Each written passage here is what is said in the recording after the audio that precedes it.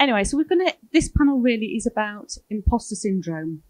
And I'm just going to talk a little bit about that, but it was referred to in the very first discussion, actually. Imposter syndrome is the official name for that feeling that people have when you believe that you aren't deserving of your accomplishments, when you think that somehow your success you've achieved it through being fake, it's not true, it's not genuine and not really yours.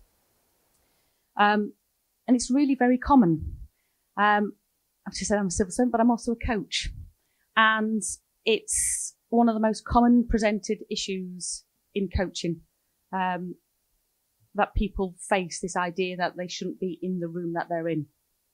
And it's that idea that you have to do it because who wants to admit that they feel that they have imposter syndrome, because somebody might say, well, yeah, you shouldn't be here. Actually, it's about accepting those scenarios. But I think it's really important to say that imposter syndrome, in a healthy way, it can be your internal critical friend, can kind of put a check and challenge if you have a sense of awareness of what that it is and what it's the conversation that you're having with yourself and the context that it's there. But unchecked, imposter syndrome can be completely debilitating. It can make you incredibly stressed. It can make you fear failure. It can give you performance anxiety. It's about loss of confidence. And it can play out and manifest in loads of different ways to you as an individual, whether that's procrastination, perfectionism, indecisiveness, whether you want to not take that risk of doing something, or you can go to the extreme where you can be a complete workaholic because you're trying to prove yourself. And that sense of the need of excessive control, because if you're controlling everything, it's all going to be fine. And there are ways to overcome imposter syndrome, and we've got a fabulous panel on stage, and we're going to talk openly and honestly and frankly about imposter syndrome and the impacts it has. So I'm going to hand over to Estella, Miranda and Emily to talk about their experiences. But if you want to introduce who you are and where you come from. My name's Estella. I've come up from London today, that's where I live. And I play in the bands Big Joni and Trumpet. I play bass and guitar. Very occasional sound engineer, and I work with the music charity Girls Rock London. So I'm Miranda. I'm a singer-songwriter, and I'm also a mental health campaigner, and I also have a career working in mental health service development with the NHS. Hello, I'm Emily. I present BBC Introducing in West Yorkshire. I also work in production on BBC Introducing in Humberside, and I also DJ quite regularly. Okay, so the first question is to kind of, let's get it out on the table, I suppose. It's direct to you. Have you ever felt that you were in a situation where you were that imposter, where that monster was on your shoulder telling you you shouldn't be there? Just, who wants to go first? We'll start Right now, actually. Oh, yeah, Literally. That makes two of us. No, I haven't brought the monster with me today. So I've definitely felt a lot of imposter syndrome in the past. It's something that I've worked a lot on over the last few years, especially. So I feel like I've sort of got to an all right place with it now. But I've come from a place of being really it's really held me back quite a lot in the past. The feeling that I'm never good enough or that anything I achieve. I've come from a place of really, really blocking any opportunity in the past because I was unable to receive because of the barriers I put up, and one of the big things, the time when I really recognised I needed to do it, I got nominated for an award a couple of years ago. It's Social Impact Star Award because of the mental health campaigning I'd done through my music, and I remember getting nominated and just not even feeling that much joy about it, feeling just so like crap, like reading the nomination and just going like, oh God, I just don't deserve this at all. This is really embarrassing. It's like shining a light that I've like not done anything. I was reading the other nominations going like, oh my God, these other women are so deserving of this. And I really don't see how I deserve this. And then I won the award and I was like, what? so I was like, I need to do something about this. I really, really need to. And that really was a massive turning point for me. This was just a couple of years ago. And I remember sitting down and reading. I was like, okay, I'm going to read like this nomination, like as if I was reading about another person. So to completely detach from it being about me and reading it and going like, oh, actually, God, this is a lot of work. This is a lot of time. This is a lot of energy. This is a lot of passion. This is a lot of things and funds raised and everything. And being able to detach from it in that way. And I was like, at that point, I was like, this is something I need to do something about. And it's something that's personal. And it's something that's about me and the way I feel about myself. And it's something about, it's not to do with anyone else or how anyone else has been with me or the way they judge me. It's about me. And so that's when I really started to do a lot of work on myself. And I've had the hugest transformations in my life over the last couple of years just by doing a lot of soul seeking. I think I need to do that. Hell yeah, go for it, girl. Amazing. I think so. You kind of like wanted to know when we kind of found out we had it. Yeah, I suppose it's that in this open room, we're talking about something that's not discovered and not explained or not explored. And I can give countless examples where I've done projects or at some point somebody's going to go, why are you here? Why are you in this room? But actually I think it's down to you guys also to share those experiences, because this is about music and I'm not in that music field. Yeah, so a few years ago, I've worked with BBC Introducing in West Yorkshire, like behind the scenes for the past 4 years, just as a TA, team assistant, just doing production and stuff. And I think it was about 3 years ago, Tom Robinson, who presents on BBC Radio 6 Music, he does a BBC Introducing mixtape. And I think I'd forwarded him loads of songs that he really liked. And I sent him an email to say thank you for supporting our scene. And he just kind of asked me to cover him on 6 Music. And I just had like a bit of a meltdown. I was just like, why? Why do you want me to do that? I don't even present. And then I did it, and I don't think I've ever listened back to it because I just couldn't bring myself to do it. And then he took me out for lunch and was like talking me through how the show went and what I could improve on. And I was just like, oh, I just don't know why you asked me to do it. And it was at that point where he was like, you just have imposter syndrome. Everyone has it, but no one really talks about it. And then that's just kind of like been a whole thing throughout the 4 years that I've worked in radio. It's just, you kind of learn how to deal with it, but I've not really found a way to kind of be like, oh fuck, I really should be doing this. Yeah. So? Well, like, I did a bit of homework before coming to this panel, because that's bonus the points. type of person I am. Hello, can you hear me now? Yeah. So I was saying I did a bit of homework before coming to this panel, looking into imposter syndrome, and also at Girls Rock London, one of our volunteers works with Music Support, who are a really great charity who provide mental health services to people throughout the music industry, not just performers or people in bands, but also people who like work in crews, engineers, tour managers and stuff like that. So definitely please look them up, because they gave me some flyers to bring and I forgot them. So just Google it. Thank you. Don't tell them. And so I was speaking to one of the therapists in there, and she told me that imposter syndrome, it used to be called imposter phenomenon. And that term was coined in 1978 by 2 women who did a study on it called the Imposter Phenomenon in High Achieving Women, Dynamics and Therapeutic Intervention. And what they were discussing, and I thought it was particularly interesting that they targeted high achieving women in that study, but they basically called it a phenomenon because they placed it as something that you experience that like kind of place the idea within society and not just on the individual. And it made me think about how, I mean, if we still exist in this horrendously like patriarchal society where like, of course you're going to feel like an imposter placed in these positions where you've always been told that white men hold those positions and you don't have those role models.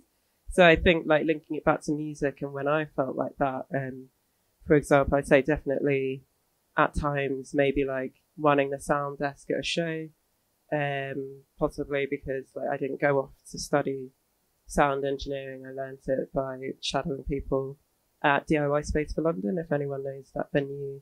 It's a co-op run venue, and they specifically had the idea of wanting to diversify sound engineering because everybody who works in it knows what that industry looks like. It's heavily male dominated. It's a heavily one type of person. And so, yeah, of course it was going to feel hard to feel like once I went up to being able to run a show myself, of course it's going to feel like I don't know everything about this industry. Like, how could I be doing this? I'm not a real sound engineer, all of those feelings. And I'd say it's the same in music as well. When I started playing in bands, I was living in York, just down the road. Shout out Yorkshire. So, and yeah, again, like it was a really supportive music scene, but there was like literally one other black woman in the city who like played guitar, and everyone else was just like a white dude, and there were loads of bands full of like cool white dudes, but like I mean you get a bit bored after a while. Like, you know, it's only so many bands of just 4 straight men whining about things that I can watch. So yeah, so I got a bit bored of that, and then eventually we managed to start like one all women kind of like punk band there, where all of us didn't really know how to play the instruments we were playing, and it felt like a really comfortable environment because there were no expectations of what we could do, and it was understood that everyone was learning. So maybe it's jumping the gun a bit, but I think like the ways to combat like that feeling of imposter syndrome has been like finding those communities where I'm not made to feel like that, anything like. So yeah, in London we have Girls Rock London, and we run like music camps for young people and adults. We say we're open to women, non-binary people, and trans people. So essentially it's just cis men, like sorry, not sorry, but you can't come. So, and like everything, all of the camps are run by like us entirely. So you'll only see like women or non-binary people or trans people like running the sound or doing the filming like you have here, like, and kind of normalizing seeing us in that space.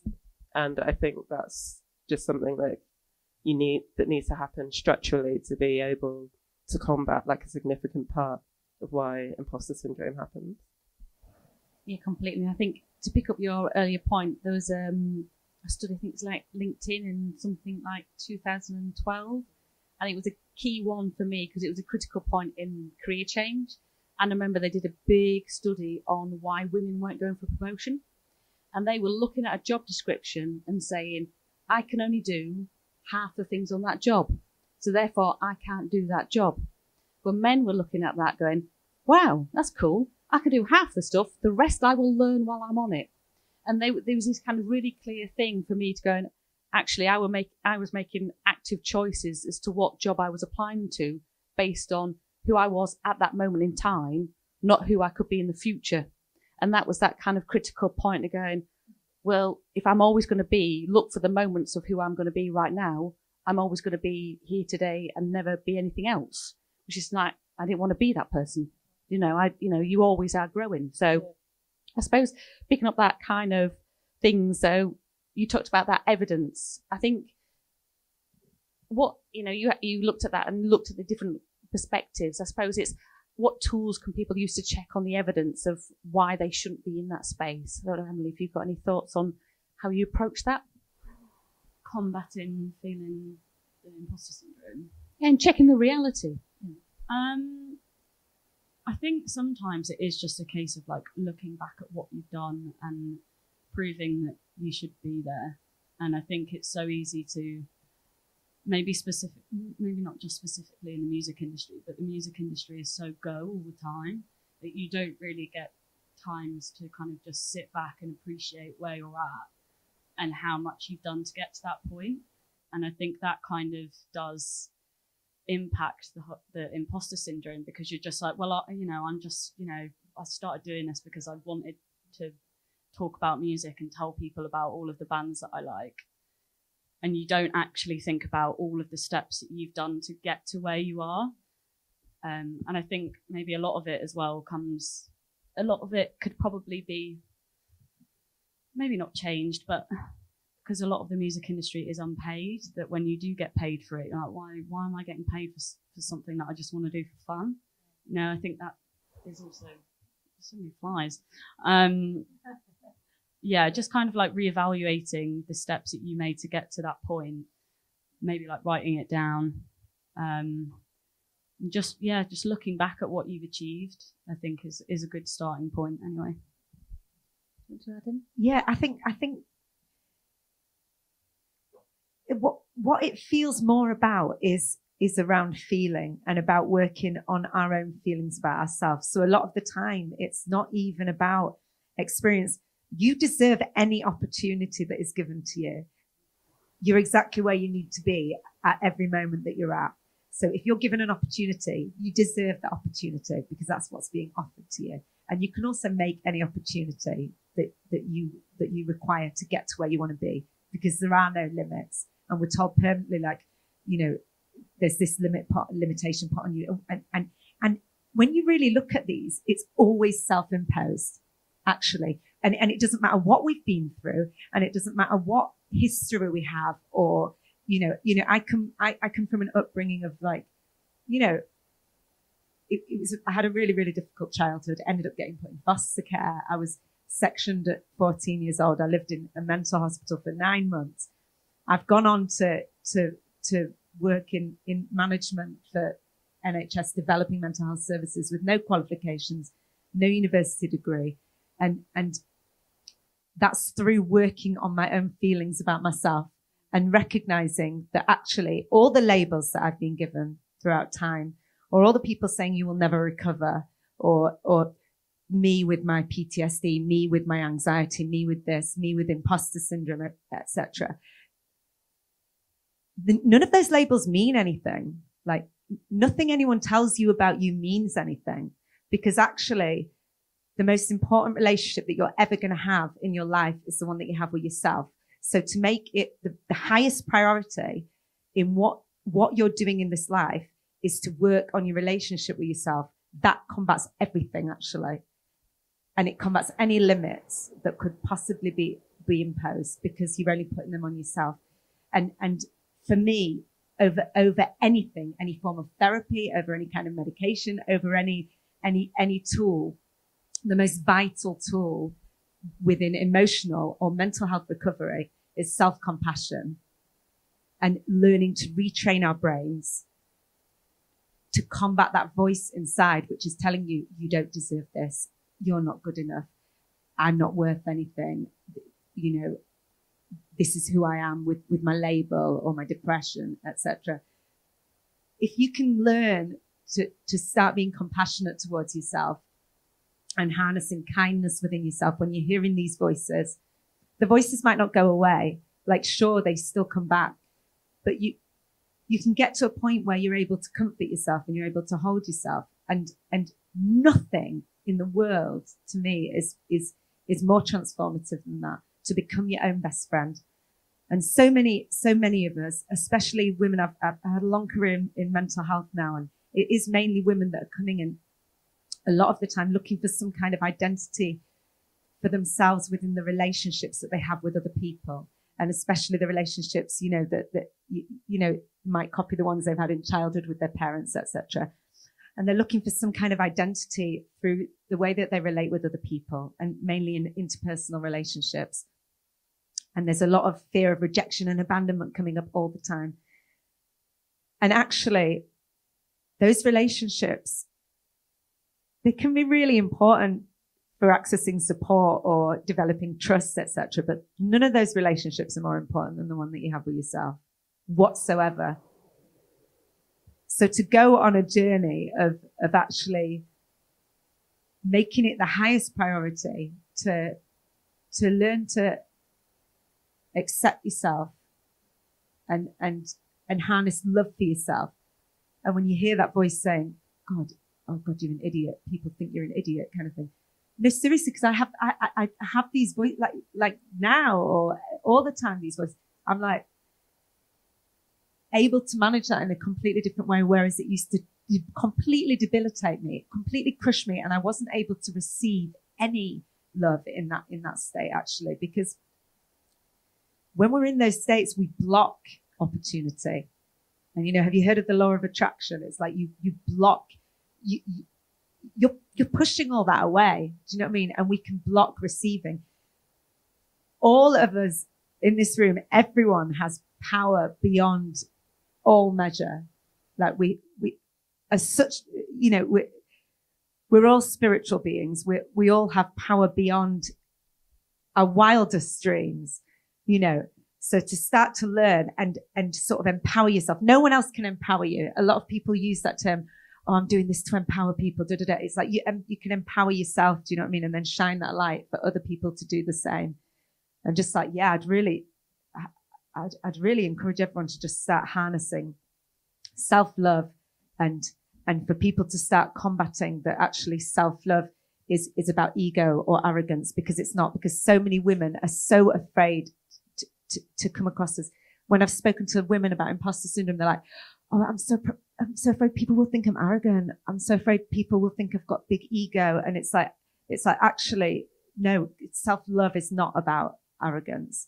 And self-love is about,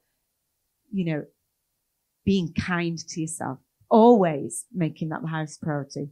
Just be nice to yourself kind of thing, and recognize that you're not alone when you're getting these feelings and thoughts that can be quite self-abusive. You can combat them, and the transformation can be quite rapid as well. I really liked what you said earlier about how one way to combat those feelings you had when you were getting that award was to look at that achievement through the lens of if one of your friends had got that award. And I think that's a really clever way of seeing, like, maybe you are being too hard or too critical on yourself because you would never think that harshly about a friend in the way that you might think about yourself or like say those things about yourself. So yeah, I do think that's a really good and helpful strategy. Idea. Yeah, completely. I think in the coaching process, when you go, there's a part of that element which is all about reality, testing the reality. So when you think, oh, I'm being an idiot, it's like, well, how do you know? What are those signifiers? What are those things around you? What are the facts that are telling you that you shouldn't be in that room, that you are being an idiot or whatever? Because when you really question where is the truth, you find that all those things start to disappear, because actually it's all about feelings. You're projecting this emotion onto a situation, which is really problematic. And from the kind of next question, I just think as well, I tell my kids it's about knowing yourself and your skills and being comfortable with them in the way that I can say I'm really good at strategic ideas. That's not being egotistical, that's who I am. In the way that I'm Kath, I've got brown hair. And when we can start to be comfortable by saying who we are as a natural sense of, I'm Kath, I'm 42, I've got brown hair, I'm good at strategic ideas and making things happen. And it's taken till the age of 42 to be able to say that without thinking I'm all these things that we've been discussing. So I suppose it's then the next question is, from your perspective, what are the tips, what are the things that you have seen or recognized, or any kind of, there's no pill of wisdom or magic wands here, but if you did have a magic wand, what could you do? I'll let that hang for a minute. A magic wand to sort of in the sense of, if in terms of, you talked about as a great tip of like looking at things through a different lens. So are there any other tips or tactics that you think of, friends have used, the way of kind of tackling this? Emily? I'm still kind of figuring that out, to be honest. I don't really know. I don't know if there's like a right or wrong answer to that. I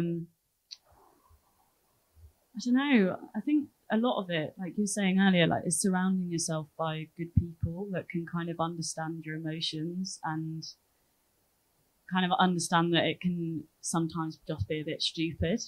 Like sometimes the way that I see things is just you kind of know in your head that you're being completely irrational, but sometimes it's good to just kind of like have a friend that you can just say all of that stuff to, and then just kind of like take it in, give it half an hour, and then they'll be like, so should we go back to that and talk about why that is not what you should be thinking? So I'd say, yeah, kind of surround yourself with people that do kind of understand that. That really, really does help. And especially when we're talking about being within music as well, in the music industry, like you were saying before about it, obviously it is still quite a male-dominated space in sort of every realm of things. And, you know, like, so I was talking about being kind to yourself, and that's really, really important, but also just being kind to other people as well. God, it just makes such a difference when your attitude is to be absolutely adoring to the extreme about celebrating other women's successes. It is just opens up so many doors for you, because often if you have lots of judgment towards other people, you're a lot more likely to have that fear of being judged, you know, because it's sort of, you know, the saying, the other person is you. The more that we can just, if you're seeing other women have opportunities, that just means that these opportunities are open to you. Opportunities are limitless. So yeah, there might be like 500 people going for this one opportunity, but they're opening up all the time, all around us. And if we're in that positive headspace where we can see opportunities and go, yes, our energy is saying yes to those things, even if we haven't got the residency or whatever, you know, what they were speaking about on the last panel.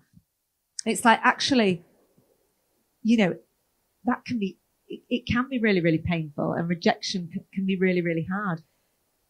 If you can have the attitude of, well, this only means that there's something better around the corner. And it's hard at first. It's really, really hard at first to have that attitude. And it almost, if you're in a dark space, it can feel almost an aversion to know what you want to do. It's like the pain's so great that you want to go, oh, I'm just going to give up. If you can go, okay, I know it's just because that wasn't suited to me and there's something better around the corner. You know, and we make, you know, we make our own opportunities, but a lot of them come just by being really, really open and staying positive. Celebrate each other. Always celebrate each other, because nobody is you, and that is your power. Nobody is you. There is no competition.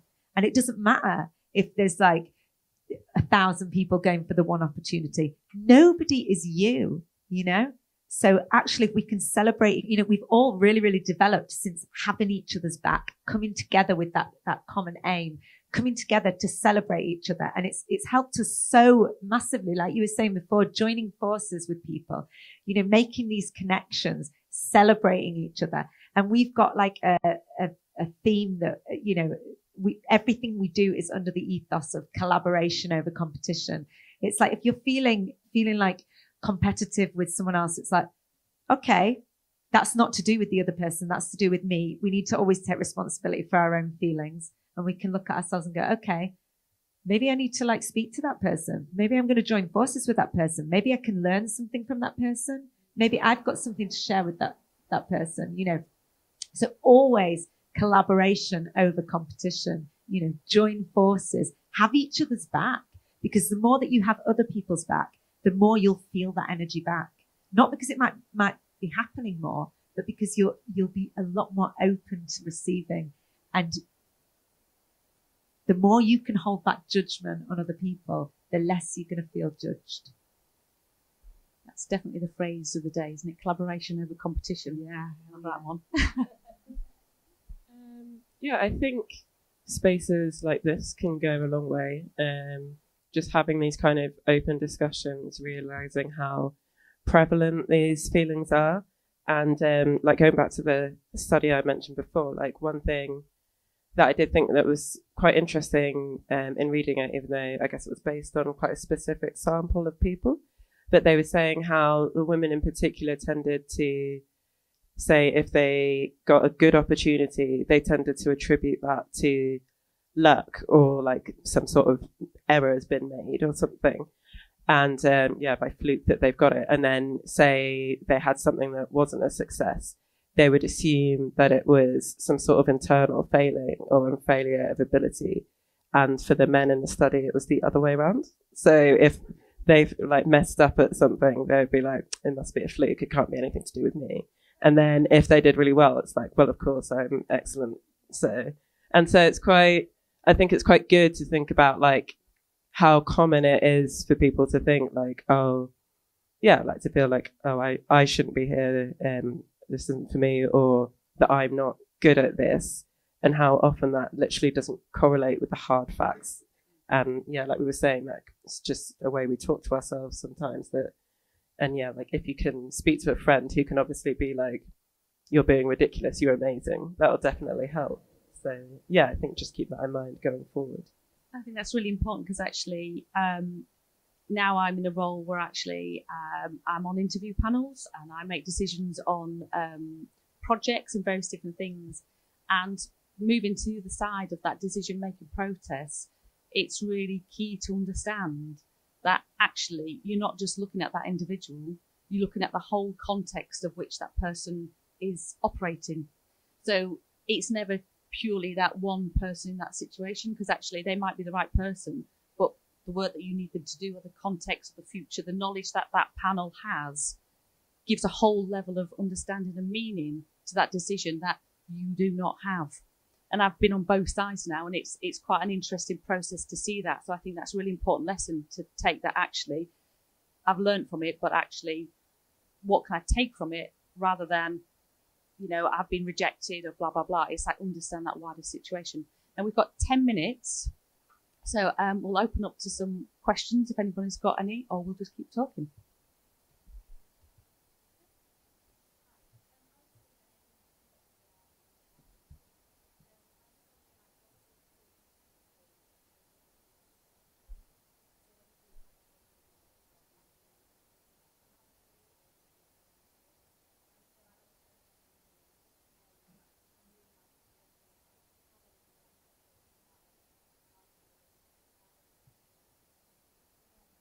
Help Musicians UK? Yes, so they do a lot of amazing work actually. Like they've got Music Minds Matter, which is a 24/7 helpline, and it's specifically for musicians struggling with mental health problems. And they have trained counsellors. Like I've used them before, and they gave me like a session of counselling sessions, and they were just absolutely amazing. And they also have something called the Benevolent Fund. So if you are a self-employed musician and you're full-time and you fall on hard times, whether it's due to physical illness or with your mental health, they even do have a little fund to tap into to support you with bills and stuff like that, if you can evidence the amount of money that you're losing, kind of thing. I mean, they're really worth looking into. Help Musicians UK. They're fantastic. Yeah, I just literally repeat what Miranda said.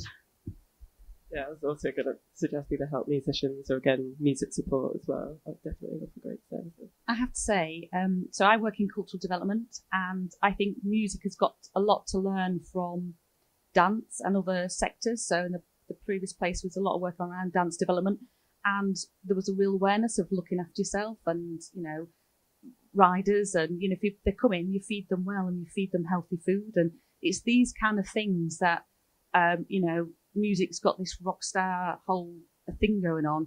Actually, it's a really unhealthy lifestyle. And I did find wonderful the interview with the guy from Slipknot, whose name's completely escaped me. Is it Corey Taylor? Yeah.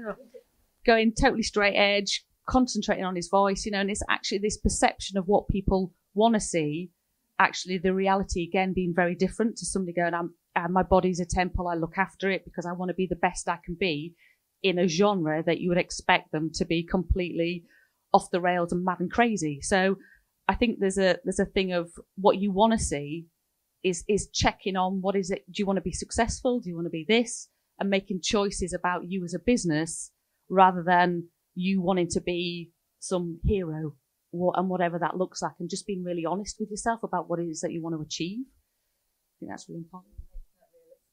And when it comes to mental health, like Emily was saying before, like the advice of like speaking to a friend, finding someone that you trust, is just completely priceless, because it's that there's that power in that the vulnerability of doing that as well, isn't it? So not being afraid to say I'm struggling, you know, ensuring that it's someone that you trust, that you're confiding in, but being able to be really open and honest.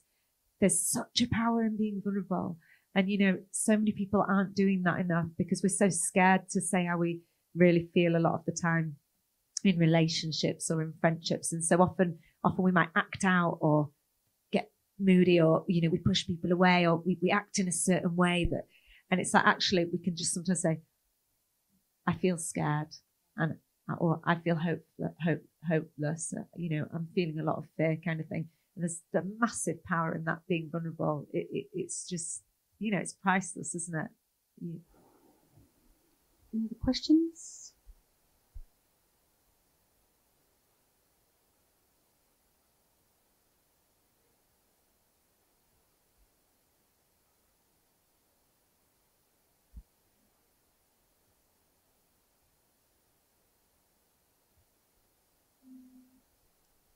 Well, the two, maybe even three organisations I'm part of. So I've also volunteered with something called First Timers, which I think they have tried to get going in Leeds. It's actually the way both my bands started. And so First Timers is a gig where every band on the bill is playing for the first time. And the whole point is that everybody's new, a bit shaky, nobody's a professional yet.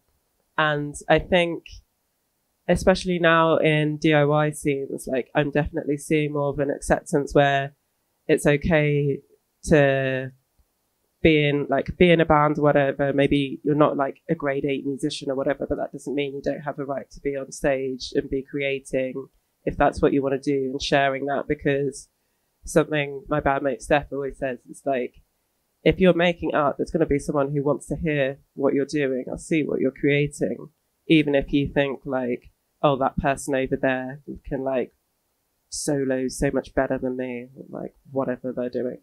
So I think, again, like, it sounds a bit trite sometimes to say like, oh, you need to like find your own people or whatever. But I think the way I found the communities that allowed me to like learn as I was going along was even just things like going to other gigs and like making friends with people who were into the same sort of music that I wanted to make, or looking out for events like this and workshops locally, or the spaces where you feel comfortable going and checking out what's going on in that space. Maybe you can get involved volunteering in that space. And that's how I found like all the bands I've been a part of. Like, and like I said, I was talking earlier about one of the bands in York. Like, it literally started because I was sat next to my friend in the pub, and she was like, oh yeah, me and Samina want to start a band, but we don't have a drummer. And I was like, I've never played drums, but I'd like to learn.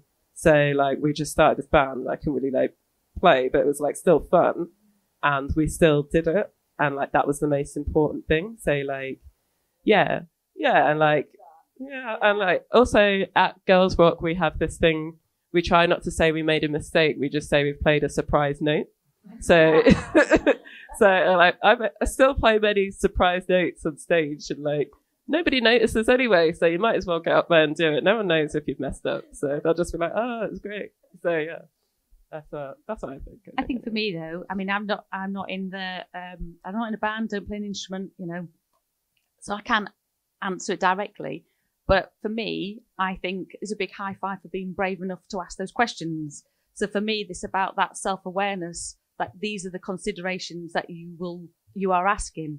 So therefore, when you find your community and your group of people, you'll find the right people who will ask those kind of questions or have that self-awareness. Because if you're with a group of people who don't, you are not going to be happy. And that's when there's going to be bigger problems for you in the long term for your own health and well-being. So, you know, I've made a career by putting my hand up and I don't understand what this is. I don't get it.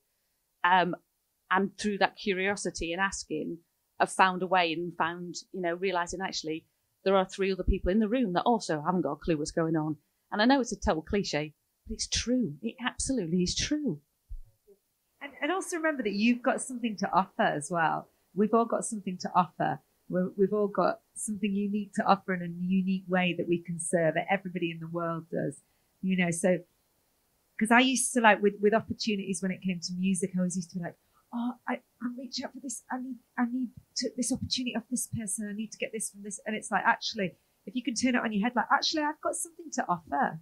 So not in the manner of like, I can be rejected from this. It's like, I've got something to offer here. They might not want it, but they might want it. So that energy, as well as sort of, you can just always turn things on their head. You know, if something's causing you suffering or anxiety, you can always turn it on its head, kind of thing. But just remembering that you've got a lot to give as well. So that relationship won't just be about you accessing some support or companionship or friendship or whatever it is from someone else, but it'll be you giving that as well, you know, and finding some self-worth with that as well, and making sure that you remember that about yourself, that you've got a lot to give, and everybody does. I think you'll be surprised as well at how welcoming people are. Like when I first moved to Leeds, I didn't know anyone, and I think you'll be surprised at just by going to shows and being like a regular face, just how warm people are, and people do want to like talk and make friends, because that's kind of why everyone's in this industry. Yorkshire's a right lovely space, isn't it? I've moved back south now, but I do miss it up here. It was good. I know. Yeah. It was good up here. Want to start band? Yeah. Cool. I think that's us. I can't lip read, sorry. Networking, okay. So now we've got the networking break, so here's your opportunity to talk to other people. There we go. And find those connections. Thank you very much, and thank you to the panellists for being open and honest. Thank you.